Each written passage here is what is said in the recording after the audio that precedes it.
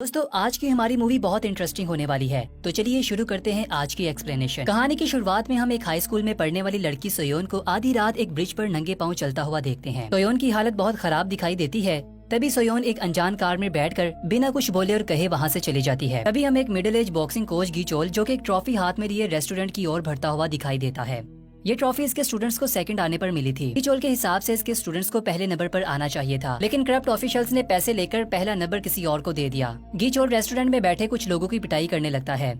तभी हमें मालूम होता है कि वो कोई और नहीं बल्कि बॉक्सिंग एसोसिएशन का वाइस प्रेसिडेंट है, जो गीचोल के ऊपर हमेशा के लिए पाबंदी लगा सकता है। फिर हम गीचोल की बहन को देखते हैं जो गीचोल से फोन पर बात कर रही है। गीचोल पर लगी पाबंदी जानने के बाद वो काफी घबरा जाती है, क्योंकि ऐसा पहली बार नहीं हो रहा। गीचोल की बहन अपने रिसोर्सेज के जरिए गीचोल की नई जॉब लगवाती है, जिसमें वो किसी टाउन में एक जिम टीचर की जॉब करेगा। फिर हम गीचोल को ड्राइव करता हुआ गाँव में जाता हुआ देखते हैं। तभी गीचोल की गाड़ी का टायर पंचर हो जाता है और वो टूल ट्रक का वेट करने लगता है। तभी इसकी नजर एक पोस्टर पर पड़ती है जिस पर एक लड़की की तस्वीर छपी है। वो लड़की कोई और नहीं बल्कि वही हाई स्कूल गर्ल सोयोन है। पोस्टर पर लिखा है कि वो लड़की मिसिंग है। सोयोन के मिसिंग पोस्टर पर किसी ने मजाक में कुछ लिखा होता है। गीचोल उसको मिटाने की कोशिश करता है, लेकिन मिटा नहीं पाता। तभी टाउन पहुंचते ही गीचोल दूर खड़ी कुछ लड़कियों को देखता है। वो भी हाई स्कूल की लड़कियां हैं जहां सोयोन पढ़ती थी। गीचोल देखता है कि कुछ लड़कियां किसी लड़की को बुली कर रही हैं, और वो जिस लड़की को बुली कर रही हैं वो कोई और नहीं बल्कि सोयोन की बेस्ट फ्रेंड यूजिन है। यूजिन सोयोन के मिसिंग पोस्टर पर लिखी गई बातों की वजह से काफी निराश है और इस पर बुली करने वाली लड़कियां से बताती हैं कि पोस्टर पर लिखने वाले हम नहीं हैं, लेकिन हम नहीं चाहते कि वो टाउन में वापस आए। गीचोल लड़ाई को संभालने के लिए बीच में कूद पड़ता है, लेकिन बुली करने वाली लड़कियां से कहती हैं कि तुम अपने काम से काम रखो। फिर हम गीचोल को इसके फार्मर स्टूडेंट डोंगसो से मिलता हुआ देखते हैं,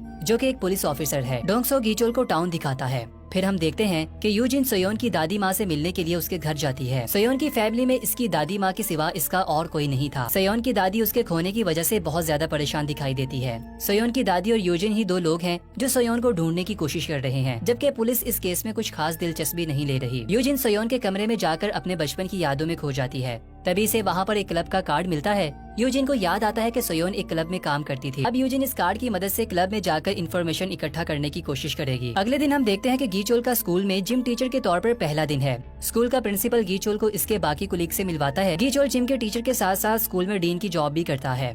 प्रिंसिपल गीचोल को स्कूल के स्टूडेंट से लंच के पैसे इकट्ठे करने को कहता है। गीचोल फीमेल स्टूडेंट से बात करने की कोशिश करता है, लेकिन कोई भी स्टूडेंट इसकी बात नहीं सुनता। रास्ते में गीचोल को यूजिन मिलती है, लेकिन वो भी इसकी बात पर कान नहीं धरती। तभी गीचोल यूजिन को स्कूल स्किप करते हुए देखता है और इसका पीछा करता है, लेकिन रास्ते में स्टफ डाई वाली गेम देखकर वो डिस्ट्रैक्ट हो जाता है और गेम खेलने लगता है। और जिंदगी में पहली बार स्टफ डाई गेम जीतकर गीचोल बहुत खुश दिखाई देता है। अगले सीन में हम देखते हैं कि यूजिन एक अमीर पॉलिटिशियन की इलेक्शन कैंपेन को होता हुआ देख रही है, जिसका नाम मिस्टर केम है। टाउन के लोग जानते हैं कि मिस्टर केम एक झूठा और करप्ट आदमी है। यूजिन इसकी इलेक्शन कैंपेन को इग्नोर करती है और इस क्लब में चली जाती है जहां सोयोन काम करती थी। यूजिन क्लब के लोगों से सोयोन के बारे में पूछती है, लेकिन कोई इसे कुछ नहीं बताता। तभी क्लब का ऑनर और कुछ लोग यूजिन को वहाँ से वापस जाने का बोलते हैं और इसको मारने की धमकी देते हैं। इतने में गीचोल वहाँ पर आ जाता है और यूजिन को वहाँ से बाहर निकाल लेता है। गीचोल यूजिन को मशवरा देता है कि इस केस से दूर रहो, क्योंकि पुलिस इस केस पर काम कर रही है। इसके बाद गीचोल यूजिन को इसके घर पर ड्रॉप कर देता है और वापस अपने अपार्टमेंट में चला जाता है। फिर हम देखते हैं कि यूजिन रास्ते में अकेली जा रही है। तभी एक अजनबी इसका पीछा करने लगता है और इसे किडनैप करने की कोशिश करता है और यूजिन को बेहोश कर देता है। इधर हम देखते हैं कि गीचोल ड्राइव करता हुआ घर वापस जा रहा है। तभी गीचोल नोटिस करता है कि बैक सीट पर यूजिन अपना मोबाइल भूल गई है। इसका मोबाइल वापस करने के लिए गीचोल वापस यूजिन के घर की तरफ ड्राइव करता है, जहां पर वो देखकर हैरान हो जाता है कि किडनैपर यूजिन को किडनैप करने की कोशिश कर रहा है। गीचोल की गाड़ी को देखकर किडनैपर्स को सड़क पर छोड़कर और खुद वहां से भाग जाता है। फिर हम देखते हैं कि गीचोल यूजिन को हॉस्पिटल ले आता है, जहाँ पर यूजिन पुलिस को कंप्लेन लिखवाने वाली है। जैसे ही पुलिस को इस बात का पता चलता है कि यूजिन सोयोन की बेस्ट फ्रेंड है, पुलिस इस केस से जान छुड़वाने की कोशिश करती है और इस केस को डिसमिस करके वहाँ से चली जाती है। ऐसा लगता है कि जैसे पुलिस भी सोयोन के बारे में कुछ छिपा रही है।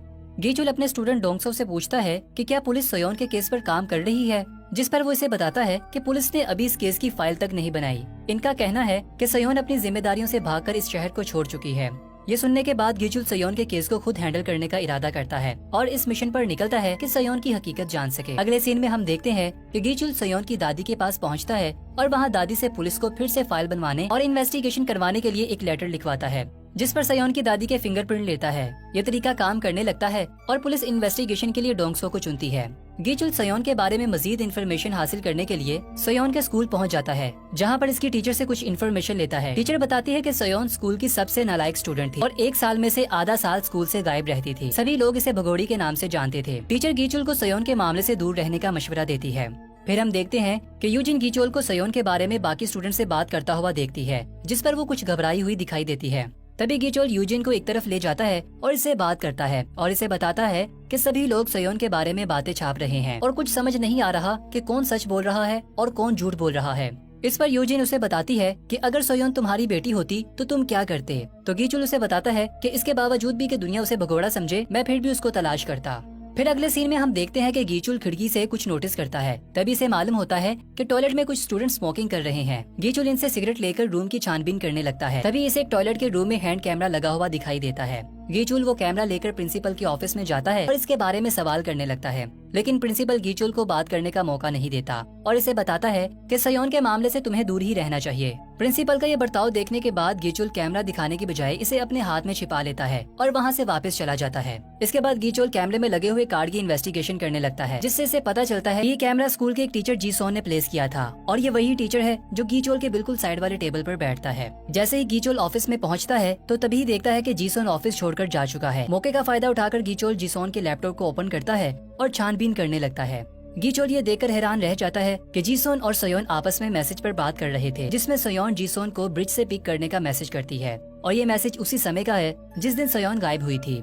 ये जानने के बाद गीचोन फौरन अपने पुलिस फ्रेंड को कॉल करता है, लेकिन वो कॉल नहीं उठाता। फिर गीचोल यूजिन को कॉल करता है और ये सारी सिचुएशन के बारे में बताता है। पर हैरानगी की बात ये होती है कि यूजिन भी इस बार जीसोन की गाड़ी में बैठी है, जो कि इसे ड्रॉप करने वाला है। गीचोल यूजिन को अपना ख्याल रखने को कहता है और साथ में ये भी कहता है कि जो भी इन्फॉर्मेशन इसे मिले वो इसे जरूर बताए। यूजिन चालाकी से अपनी लोकेशन गीचोल के मोबाइल पर सेंड कर देती है। तभी यूजिन नोटिस करती है कि जीसोन की गाड़ी का की चेन हूबहू सयोन की की चेन के साथ मिलता है। यूजिन सयोन से पूछती है कि ये की चेन आपको कहाँ से मिला। इसकी बात सुनते ही जीसोन यूजिन को पंच लगाता है और वो बेहोश हो जाती है। अगले सीन में हम देखते हैं कि यूजिन अपनी आंखें खोलती है और देखती है कि इसे बांध दिया गया है और इसके मुंह को कपड़े से टाइट कर दिया गया है और वो जीसोन के घर में जमीन पर पड़ी हुई है। तभी वो नोटिस करती है कि उसे सयोन का मोबाइल फोन भी एक अलमारी में पड़ा हुआ दूर से दिखाई देता है। इससे पहले कि जीसोन यूजिन को नुकसान पहुंचाता, गीचुल घर का दरवाजा तोड़कर अंदर आ जाता है। गीचुल के आगे जीसोन बेबस दिखाई देता है। गीचुल गीसोन को जोर से पंच लगाता है, जिससे वो जमीन पर गिर जाता है। गीचुल जीसोन को बांध देता है। जीसोन गीचुल से माफी मांगने लगता है और इसे बताता है कि मेरी कंप्लेन मत करना, वरना मेरा करियर तबाह हो जाएगा, जिस पर गीचुल को और भी गुस्सा आता है और इसके बाद वो इससे सयोन के मोबाइल के बारे में पूछता है। तभी जीसोन गीचुल को अपने निराश होने का यकीन दिलाता है और बताता है कि एक रात वो सयोन को ड्राइव करता हुआ इसके घर पर छोड़ता है, लेकिन बीच रास्ते में सयोन के मोबाइल पर किसी की कॉल आती है, जिस पर सयोन ने इसे गैस स्टेशन पर ड्रॉप करने के लिए कहा था और बताया कि यहाँ पर कोई मुझे पिक करने के लिए आ रहा है। जीसोन इन्हें बताता है कि सयोन को अकेला छोड़कर इसे कुछ ठीक नहीं लग रहा था। तभी जीसोन ने वापस आकर सयोन के बारे में जानने की कोशिश की, लेकिन सयोन वहाँ पर नहीं होती और इसका टूटा हुआ मोबाइल इसे मिल जाता है। जीसोन बताता है कि इसके अलावा वो और कुछ नहीं जानता। अगले सीन में हम जीसोन को जेल में बैठा हुआ देखते हैं और इधर गीचोल पुलिस ऑफिसर से सयोन के केस पर ज्यादा मेहनत करने के लिए जोर डालता है, जिस पर पुलिस वाला ज्यादा बात नहीं करता। गीचोल वहाँ से वापस चला जाता है। तभी हम चीफ पुलिस ऑफिसर को किसी शख्स से बात करता हुआ देखते हैं। चीफ इस आदमी को बताता है कि हमें और भी एहतियात से काम लेना होगा। इससे हमें मालूम होता है कि सयोन की किडनैपिंग में वाकई ही कोई और इन्वॉल्व है। अगले सीन में हम देखते हैं कि गीचोल प्रिंसिपल के ऑफिस में बैठा है और स्कूल प्रिंसिपल ने गीचोल को जॉब से फायर कर दिया है, क्योंकि वो सयोन के मामले में कुछ ज्यादा ही दिलचस्पी ले रहा था। इससे ये साबित होता है कि सभी लोग सयोन के बारे में कुछ न कुछ छिपा रहे हैं। इससे पहले कि गीचोल सयोन को ढूंढने के लिए कोई नया प्लान बनाता, गीचोल को डोंगसो की कॉल आ जाती है। डोंगसो गीचोल को एक लोकेशन पर आने को कहता है। तभी गीचोल इस लोकेशन पर पहुंचता है और ये देखकर हैरान हो जाता है कि सयोन की डेड बॉडी को एम्बुलेंस में डाला जा रहा है और सयोन की बेस्ट फ्रेंड यूजिन इस मंजर को देखकर काफी ज्यादा दुखी दिखाई देती है।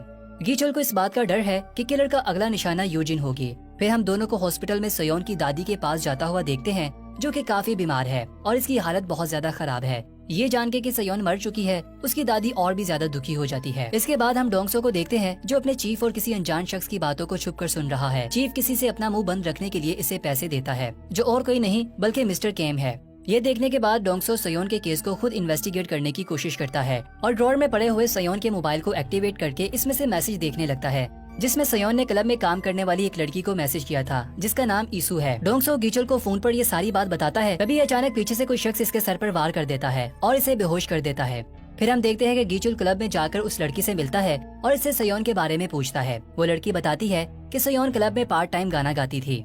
वो गीचुल को बताती है कि जिस रात सयोन गायब हुई थी, इसी रात मिस्टर केम, पुलिस इंस्पेक्टर और बार का चेयरमैन एक ही जगह पर जमा हुए थे जहां पर सयोन ने परफॉर्म करना था। लेकिन अचानक अपनी दादी की तबीयत खराब होने के बारे में सुनकर सयोन ने चेयरमैन से लीव मांगी थी। नशे में धुत चेयरमैन ने सयोन के साथ बहुत बुरा बर्ताव किया, लेकिन सयोन बार के चेयरमैन को वहाँ से किसी चीज से मारकर भाग जाती है। इसके बाद सयोन के साथ क्या हुआ इसे कुछ नहीं पता।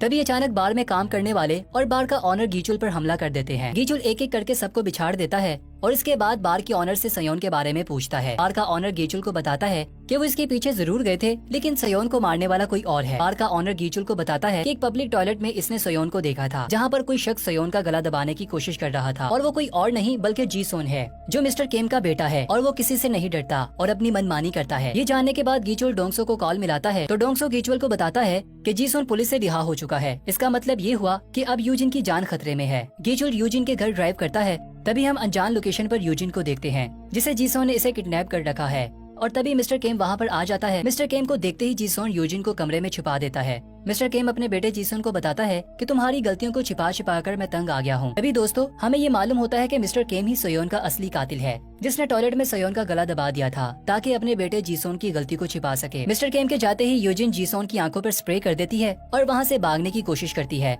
लेकिन जीसोन यूजिन को जख्मी कर देता है जिससे वो जमीन पर गिर जाती है। जीसोन यूजिन को मारने वाला होता है, लेकिन इसी समय गीचुल वहाँ आ जाता है और जीसोन से मुकाबला करने लगता है। गीचुल जख्मी यूजिन को वहाँ से लेकर फौरी हॉस्पिटल पहुँच जाता है, जहाँ पर वो न्यूज देखता है कि मिस्टर केम इलेक्शन जीत चुका है और इस बार मिस्टर केम पहले से भी ज्यादा ताकतवर है। ये सब देखकर गीचुल को बेइंतहा गुस्सा आने लगता है। अगले सीन में हम देखते हैं कि गीचुल कार ड्राइव करता हुआ शहर में आ जाता है और मिस्टर केम की गाड़ी के साथ टकरा जाता है। मिस्टर केम की गाड़ी पूल में जा गिरती है। गीचुल मिस्टर केम के ड्राइवर को पीटता है। इसके बाद मिस्टर केम गाड़ी में से गीचुल को धमकी देने लगता है और इसे बताता है कि तुम नहीं जानते मैं कौन हूँ और मैं तुम्हारे साथ क्या क्या कर सकता हूँ। ये देखकर गीचुल खामोश खड़ा नजर आता है। कुछ समय के बाद सयोन के केस को इंटरनेशनली फेम मिल जाता है और मिस्टर केम को सयोन के कत्ल में गिरफ्तार कर लिया जाता है। फिर हम देखते हैं कि हॉस्पिटल में यूजिन अपने बेड पर सो रही है और इसके साइड टेबल पर वही स्टफ टॉय पड़ा हुआ है जो गीचुल ने गेम में जीता था।